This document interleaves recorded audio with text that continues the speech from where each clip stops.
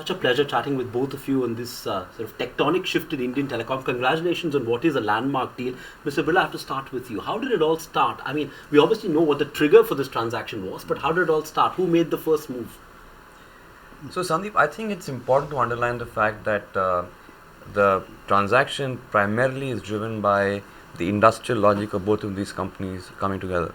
If you talk about leadership in 21, 22 circles, market share of 40% on an all India basis, customer share of 35% for both the entities together, so on and so forth. I think that has to be the foundation of an equal partnership. The fact that you had comparative intensity go up in the last few months is always a trigger which can possibly expedite something like this, but it's fundamentally driven by the fact that both these companies have complementary assets in terms of spectrum, in terms of the network, in terms of channel partners, so on and so forth. And we believe that this is going to be a very compelling story for our shareholders, for our employees, and for the country at large. Vittorio, your intent was to create a merger of equals, and yet financially that's not happening at this point in time. So from Vodafone's point of view, what do you see? You've sort of, you're willing to give a call option to your partner, you're paring down stake, if need be, have restrictive voting rights over a period of 3 to 4 years. What's in it for Vodafone?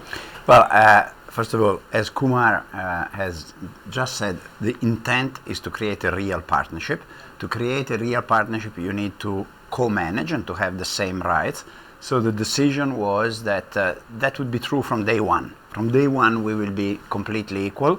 Now, of course, we start with a higher share than what the Birla Group has, but over time the two will equalize. And we have made a commitment that we will not vote the excess shares to respect the spirit of the partnership. And as Kumar has said, the industrial logic is so strong, if we can put it simply, they are stronger where we are weaker, and we are stronger where they are weaker, that just by going together we can give in metro, in rural, in urban a much better service to the customers of both, and this is the real foundation of our partnership. Were you very clear that you didn't want your group companies to participate in the transaction? Because if they had, you could have arrived at an equal financial partnership as well to start with. So I think, Sandeep, let's be clear about the fact that we are buying from them at the time of closing of the transaction at the closing price of the stock on Friday evening, which takes us to 26%. Over a period of time, we have the option of going up to 35%. Vodafone, in case we choose not to go up to 35%, will pair their shareholding so that we are both at an equal level of holding. In any case, from day one, like Vittorio said, this is a partnership of equals with joint management control. Mm-hmm. I think it's also important to say that the whole spirit is one of an equal partnership, which is why it's important to have equality in partnership in terms of equity as well. And Vittorio mentioned this, the excess shares that Vodafone has over those of the Aditya Birla Group will be restricted in terms of their voting till we equalize. I think it's also important to say that as per the valuation that was done by independent valuers, both Vodafone-Idea and Idea were valued equally. So it's a 50-50 joint venture in that sense. Mm-hmm. Idea being a listed company, the share of the promoters obviously is smaller as compared to the share of Voda in Vodafone-Idea. Mm-hmm. Did you consider the option of getting a financial investor as well that could have brought your stake down and then had all two of you at equal level, or do you think that didn't make sense at this stage? No, because as we said both, I think we are both operators. We really have industrial logic, and we find that the logic of putting spectrum together, the logic of being able to create a champion for digital India is the industrial logic. Now, the Birla Group has done a lot in this business, but also in other businesses to promote advancement of India. We have done a lot. We have invested a lot into digital India. So the logic was, let's come up together with this. And you asked before who came first. I don't think we can say who came first, because Kumar and I have been in discussions for many years. I remember many years ago you invited me for a lunch at your house. And over time, they developed strength, we developed strength, and the logic became apparent and obvious along the way. So like I've been saying in the last few days, I think that this is an idea whose time has come. Finally, So an there idea's is time no has right come. timing, but I think this is great timing. Yeah, a few questions on financials before we talk about the strategic aspects. The stake of 4.9% that you're buying right now, is it being bought by the promoter entity? Is it being bought by group entities? And subsequently as well, you have the option of increasing your stake. Will it be done only by promoter entity and not by group listed entities? So I think that's a very good question, Sandeep, and I'd like to clarify that both of these tranches of purchases by the promoters will be by promoter-owned entities, and there is no contribution envisaged by the listed group entities. The price that has been arrived for the call option, if it were to be exercised at 130 rupees a share, how did you arrive at that price? Because 4 years from now, it's tough to predict how the landscape of the industry would change. How did you arrive at that price of 130? Well, Sandeep, you're really asking two different questions, and maybe we should split the answer. So how will the landscape look, a few years from now, and how do we get to the price? And the answer is very, maybe I can help in saying India will have 5 strong players. We will clearly be one of the leading ones, but our objective is give the Indians a sustainable choice across 5 solid long-term competitors. You ask me how the market will be in 5 years' time. I think it will be much better than today. It will be richer. Indians will get more broadband. 4G plus will be almost everywhere. Financial services will be almost everywhere, and more content and more applications will flow through these networks. So can I see a better market 5 years from now? Yes. What we can tell is that we have incorporated in the price of the additional 9.5, of course, a part of the synergy, a large part of the synergies, which are significant, and is what will allow us to get to nice scenario 5 years from now in a very good shape. Kumar, you have any? You want to add to that? And also this escalation of your stake, will it happen in one shot? Will it be staggered? Do you have the option of doing that? So I think yes, there is an option built in. So we obviously would want to do it over a period of time. So 2 years, 3 years, as the case might be. In terms of the pricing of the option, I think what has been done is the basis of the stock price has been the stock closing price on the day before the leak announcement, which is actually in many ways, we believe, the actual sort of valued, imputed value of the stock, if I can call it that, for want of a better word. And there is a huge premium built into that. I think it's about 80%, which takes into account some of the synergy benefits that Vittorio spoke about. That's very broadly, I mean, don't sort of catch me on this later in terms of nitty-gritty, but that's broadly been the basis for calculating the price that we've come to. And in case if the Birla Group is not interested in hiking its stake, then you'll sell it to a third party. How will that transaction work? Will it be a financial investor? As I said, we have the spirit, and we also want to have the actual structure of an equal partnership. So, of course, we will keep the shares until the Birla Group has the right to exercise and to tell us what to do. And then whatever will remain as excess, not taken, we will over time, over a decently long period of time, dispose of. Right. But we will maintain the same level in order to preserve the spirit of the partnership. Cultural issues, it's not, any merger is tough. This is a complicated merger because you're trying to be equal partners, even though financially you're not equal partners to start with. Vodafone is a British sort of MNC. Idea is a sort of Indian conglomerate, large conglomerate that sort of has a legacy of its own. How difficult will it be for the two organizations to integrate culturally? Well, again, Sandeep, you're right. Integrations are never easy, but let me say that from the Vodafone point of view, we have done in the last 3 years a number of integrations in a number of countries, both in Europe and outside Europe, and all of them work, in our experience, if there is one common factor in the culture, and it is a deep focus and a deep passion for the customers.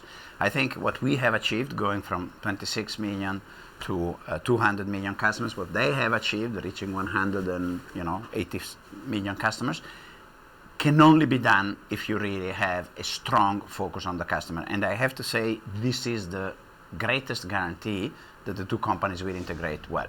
And then we will learn from each other. I mean, we will learn from the international and the multi-business nature of the Birla Group, and they will get state-of-the-art telecom culture from everywhere in the world.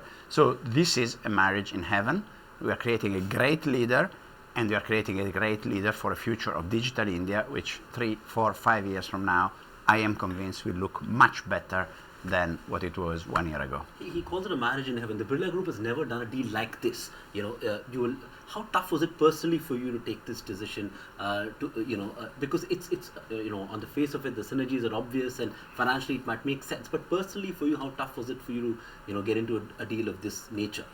I think it's the most logical thing to do. I mean, I think, like we've said many times in the past, that our role as promoters, as management, is to maximize shareholder value, and this seemed to be, or I believe it is, the best way to do that.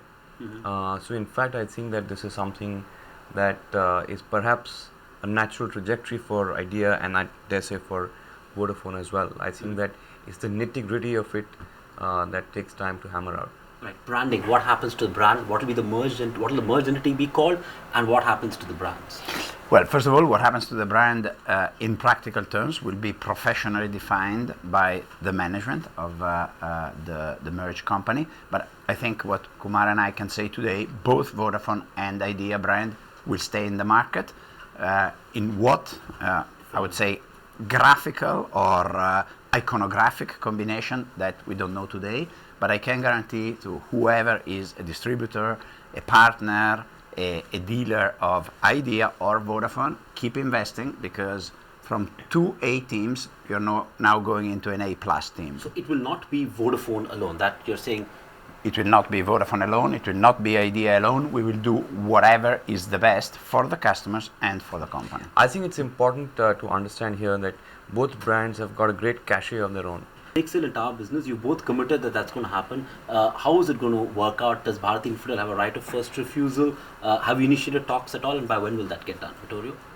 Well, I think even on this one we have aligned interests. There is a common stake of 11.5% that the company will own. There is a Vodafone stake of 42% that the Vodafone company owns, and of course we have a partner in Indus.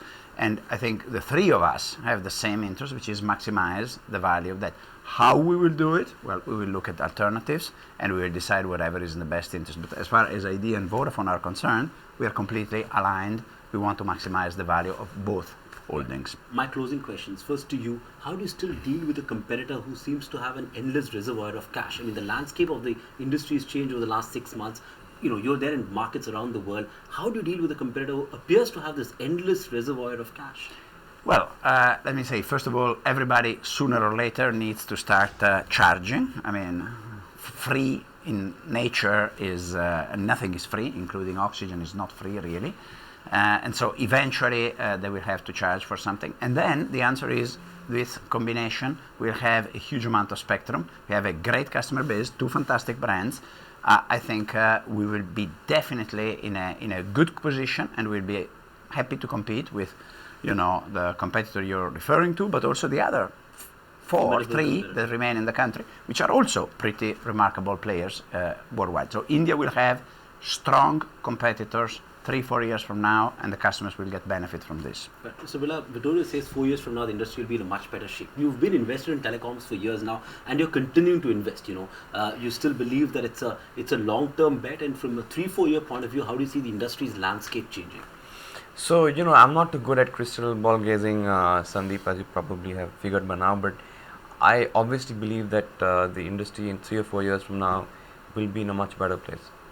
Final word, do you anticipate sort of any roadblocks by your competitors because it's a competitive market, fractious industry, or are you hopeful of a smooth sailing from here on, both of you? So I believe that the M&A guidelines set out by the DOT are very clear, very clearly defined, with no ambiguity, and therefore we are very confident that this will go through as long as we are compliant with the rules and regulations with which both of us have every intention to be, as we always have been in the past.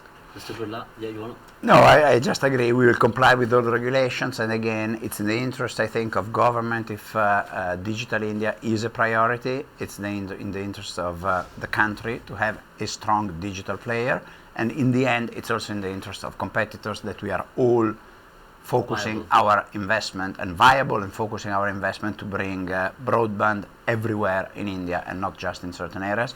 This transaction allows nationwide rollout of broadband, 4G, 4G plus, 5G.